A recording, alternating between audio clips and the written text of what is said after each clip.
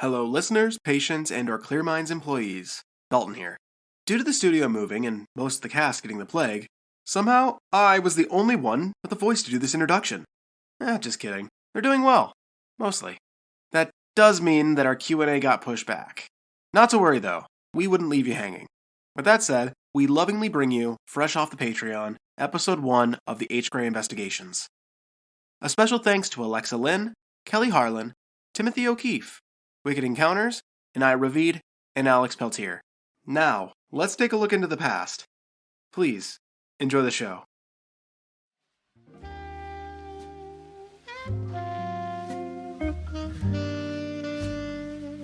Fired? Yeah, that's putting it mildly. I wanted to leave, and I chose not to fight for it. After all, that job just exposed me to the ugliness that the city has for its people. Unfortunately, the job's all that I know, and the city I know even less. Being a cop wasn't all it was cracked up to be, and trust me, I don't want to be anyone's hero. I remember when I first wanted something else, when I first wanted to be something else. This city is nothing more than a dark whirlpool that swallows you until you're beneath its crashing waters. You become engulfed, and soon, you're just like the city, becoming less and less until there's nothing left of your personal identity. You know this, don't you? I am fully aware of what this city can do to people, and yet I am here, wanting to hire you. Interesting offer, but I'll have to pass. I don't like working for others. You wanted something different, right?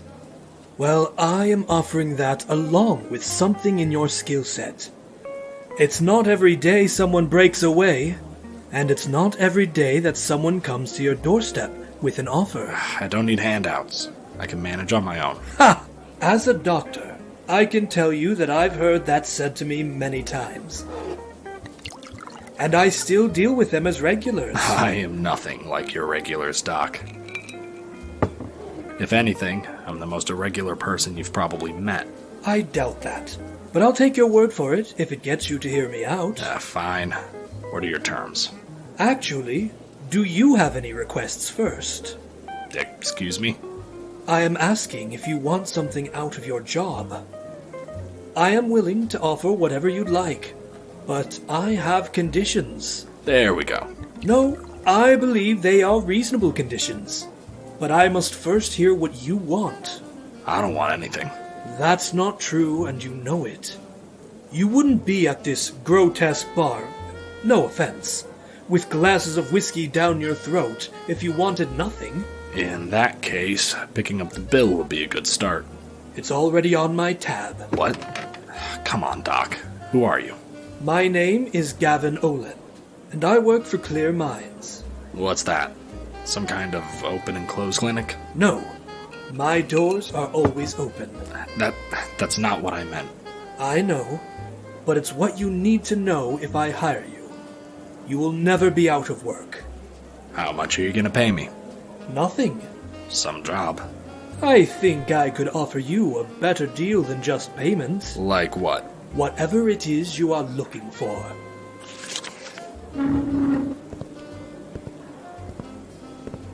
Good evening, Derek. Have a good night, Gavin.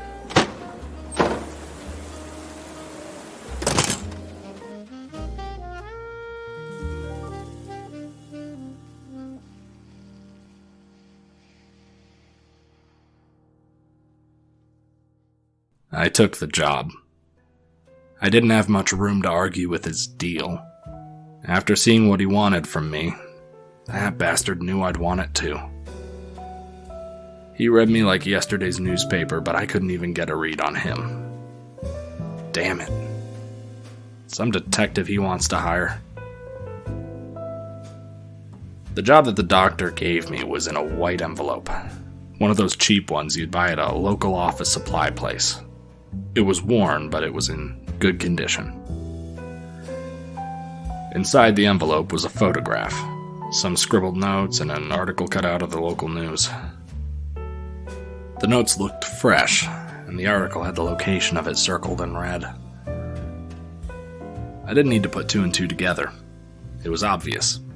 I needed to check out this place and find out about this person. The photograph was a mugshot of a man roughly in his late 30s. He was well dressed in a suit and tie, hair parted to the side, a well-distinguished scar over the left side of his mouth. The name was written below in horrible penmanship. The name was Dominic Sullivan, Vice President of Crystal Dynamics.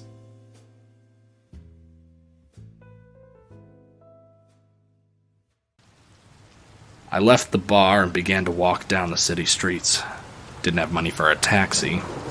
Pulled up the collar of my duster as the rain began to downpour. The city distracts you away from the grime it makes, and here I was, making my way through the sewer-like streets.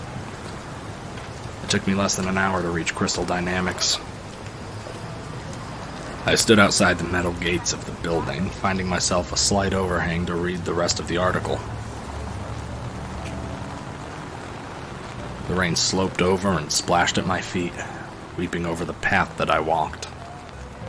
I reached for the envelope inside my duster, looked over the article again. There was a fiasco reported about 4 days ago, and Dominic Sullivan, oldest son of Joseph Sullivan, was suspected for the murder of his father. Joseph Sullivan, age 68, was found dead from mysterious circumstances, which the police refused to comment. After being detained by the police for the initial report, he was released until further evidence could be found. He must have had one hell of a lawyer. They don't let many slip through their fingers, let alone walk out their front doors. If only they did their job right, they wouldn't have had to release a potential murderer based on their lack of evidence. Mysterious circumstances, eh? Probably one of those weird cases again. I walked up to the gate. A few seconds later, a voice came over the small speaker. Crystal Dynamics, state your business. My own. What? If this is a joke, please leave the property or the security will be called. I'm here to speak with Dominic Sullivan. He's not expecting visitors today. Please make an appointment ahead of time. Look, I was sent by a man named, Gavin Olen. Miss Sullivan will see you now. So his name carries weight. I'll keep that in mind. The gates lurched open before me, and I walked into the parking lot beyond them. In front of me was a large building that paled in the grayness of the clouds above.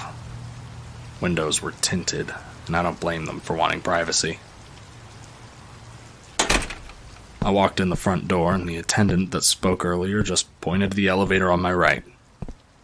I didn't bother talking, but I heard something about the 6th floor before I pressed the closed door button.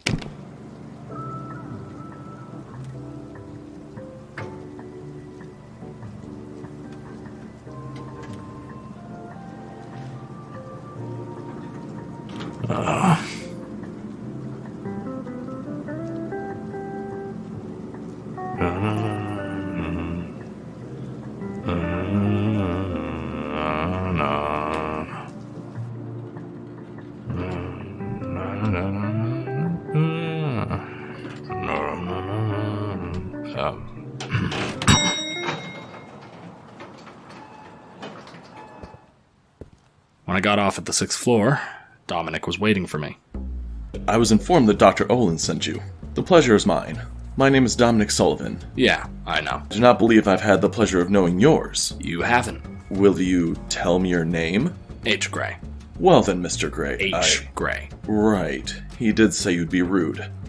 Anyway, let's just cut to the chase. I could immediately see that Dominic was the kind of guy that was brought up in this business, and that became his mindset. The kind of nice asshole raised by his father who wants his son to take over the business. Entitled, that's the word. I read him like he was a pushover. But when he got to the brass tacks, he was a whole different story. I pressed on about the questions I wanted answers to first. The police? They were irritating. but I found them quite manageable after pressing them hard enough. That doesn't seem likely. They aren't the type to let things go. With the right consultant and monetary incentive, I believe anyone can become amenable. Well, if that was the case, you must have made Dr. Olen a deal. No. He approached me yesterday. He wants nothing other than to figure out how all this went down. That's it? A fair price if you ask me. I would rather not let any of this situation be known to the public. I do not know how any of it already has. But bearing the idea of being labeled my father's killer is not in my interest nor this company's. Well, what can you tell me? Only what I've shown to the police, Dr. Olen and the consultant. What consultant? He approached me after the police took me to the precinct. Very interesting fellow. He actually reminds me... Never mind. What did you show them? Follow me.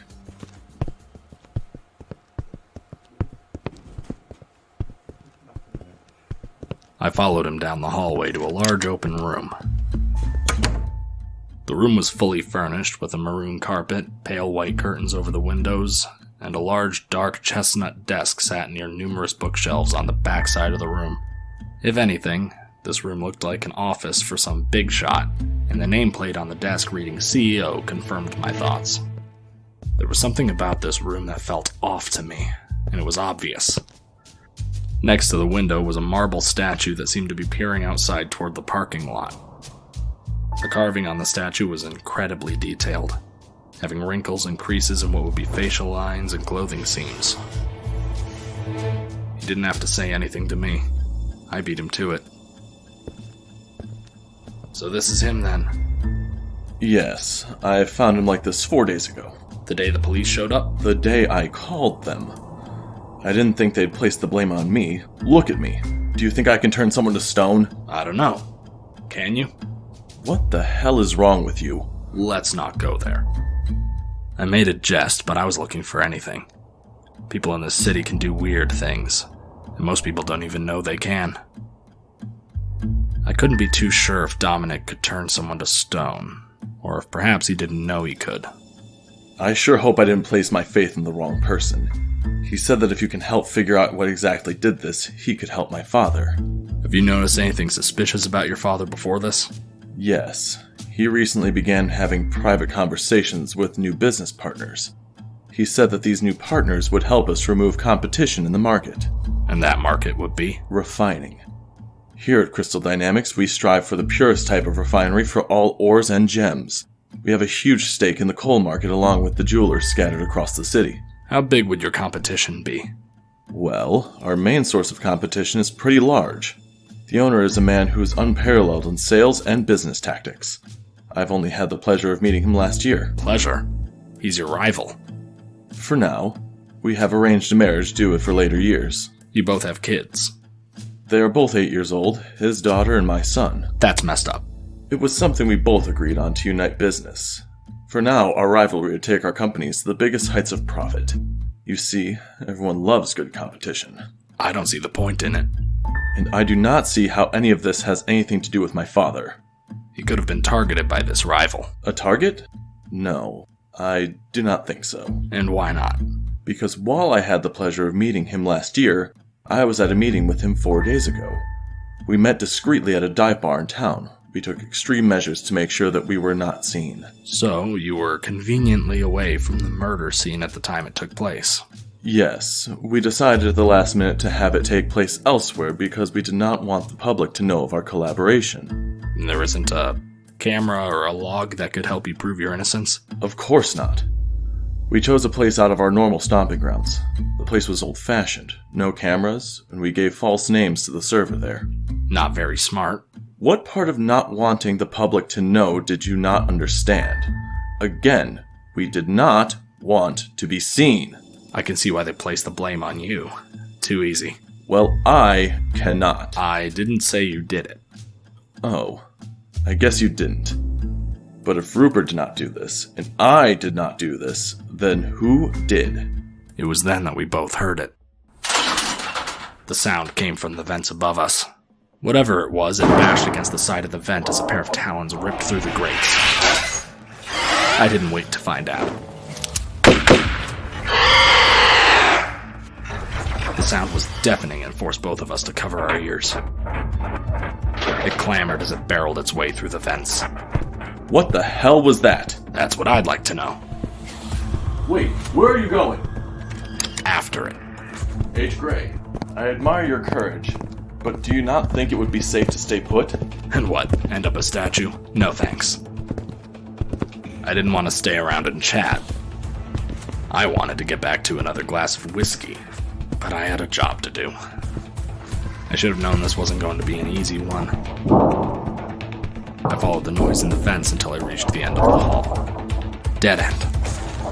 The bashing from the vents seemed to turn back the way it came. It was trying to escape. I returned to the elevator and chose the ground floor. Dominic was running towards me. As he reached the elevator, his gloved hand caught the door before it closed. It was then that I saw something. His gloves tore at his knuckle line, and his knuckles reflected the light of the elevator back into my face. It was faint, but they looked like gemstones. Dominic pushed his way into the elevator, covering his gloved hand with the other.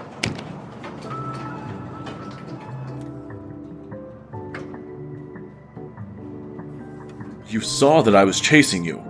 Why did you not hold the door? I was thinking. Mind thinking of me for a change? I am the client.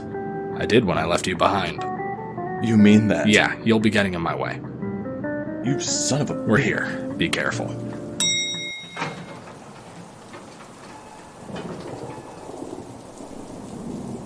The lobby was quiet. I could hear the rain pattering against the windows. There was no one in the lobby except for the attendant. There was no banging, no shrieking. Not a sound. There is nothing here. I thought you were going after it. Did you change your mind? No, I lied to you. What? I wasn't trying to get after it, I was trying to get you away from it. That's it. I'm calling security. It is probably just a raccoon or something. I didn't know that raccoons could shriek like that. You know what? I do not know what that is, but we need more than just... Do you want to get them killed too? More manpower means the better odds we'll have against this... thing. Sylvia, please contact the guards. Also, call an exterminator. Yes, sir. The sound was directly over the attendant's desk. A blur of motion. I couldn't go after it. It would come after us. A scaled tail shot into the air, rattling as tufts of feathers floated airward around the creature's head. Claws scratched the desk. The creature lifted its head with a snap. Its large fangs bit into her skin. It was quick. Her skin started to turn a faded gray as she tried to break away, beginning to dry and soon turning to stone. I watched as the life drained from her eyes. Her voice tried to scream out as her final breath left her lungs. Her eyes showed terror. Terror I knew all too well. I grabbed Dominic by his arm, covered his mouth, and shoved him back into the elevator. I held the closed door button and looked away. Damn thing tried to ram it. What just happened to Sylvia? Fuck. A cockatrice. A what? Scaled body, rooster head, sharp talons. A bite that turns you to stone. So you're saying that... Yes, this is the thing that bit your father 4 days ago. Can it be undone? No, a cockatrice's bite is permanent. Not many live to tell the tale. So, my father and Sylvia... Yeah, dead. Damn. I'll have to hire a new assistant. Really? That's what matters to you. Of course not. My life is what matters to me. You made that clear when you wanted more people to die. Ugh. How do we kill it? Unless you've got an actual rooster in this building, bullets will have to do the trick. And what if it does not die from the bullets? Things usually do. Unless you're quick on the draw, that thing's right outside the door. And from the sound of it, it is going to get in here. I'll have to be quick. I'm not looking to die, but we don't have anything protecting us from claws or bites. Clothes won't work. Would something made of metal work? Excuse me? A shield of some sort? Yes, but it's gotta be at least as strong as the door. Okay, but you're not allowed to tell anyone what I'm going to show you. I'm trusting you with my life. That's a bad decision. What other choice do I have? He took off his suit jacket and laid it on the floor of the elevator. removed his torn glove, and tossed it onto the floor with it. His knuckles were extremely calloused. No, they were like embedded gemstones. He touched his suit jacket, almost careful not to touch the floor, as it began to change. It shone brightly for a moment, and when I looked back, the jacket was now a dull silver. Dominic quickly reached for his glove and put it on. There. Steel. Is that good enough? Yeah. Don't get bit. I let go of the button to let the doors open. I waited on the side. Dominic stood in the middle of the elevator. The bell of the door opening alerted the creature. It lunged towards Dominic. It slammed against the metal, fangs sinking into it like butter, shrieking loudly as they got stuck. I didn't hesitate. The creature's body fell at our feet.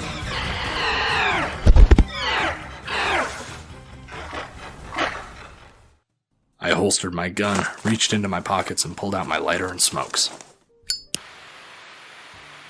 I offered one to Dominic. He dropped the suit jacket on the floor, shaking as he put the cigarette to his lips. Letting out a puff of smoke, I gave him a nod and left.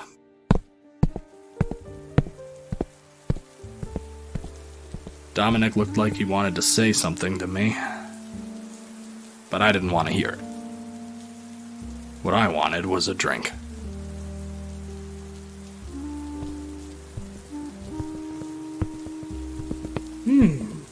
So you had to kill it. Unfortunate. I didn't see any other options. Of course.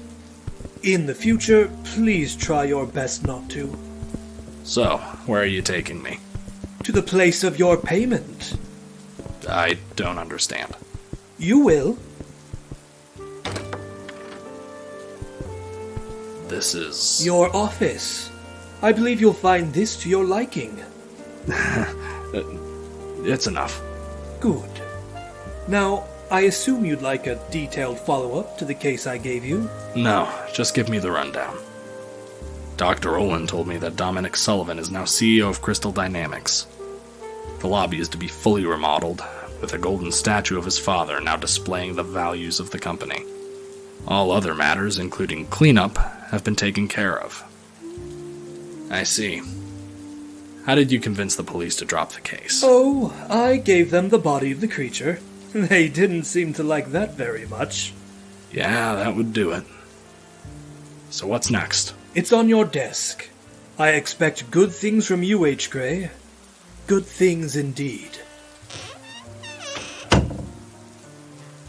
A path was made for me to walk, and I knew that I'd be walking it for quite some time. I don't know how many jobs I'll get, but Dr. Olen, he knew that this job was meant for someone like me. Someone who's willing to get his feet wet. Someone who's willing to get dirty in this cesspool of a city. In this city, there isn't a damn thing you can do except let the rain drown you out in noise. Today, though, it was just a drizzle.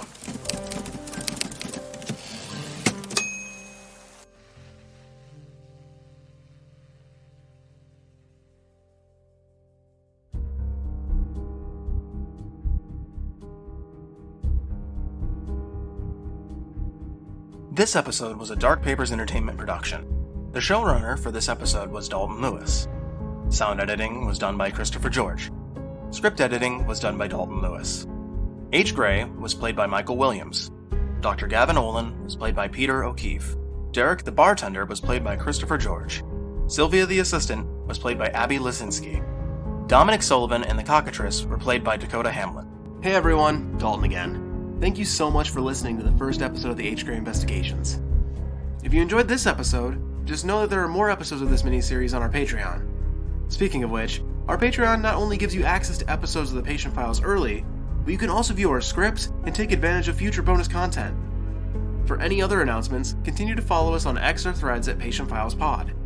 Until next time, stay safe, stay sane.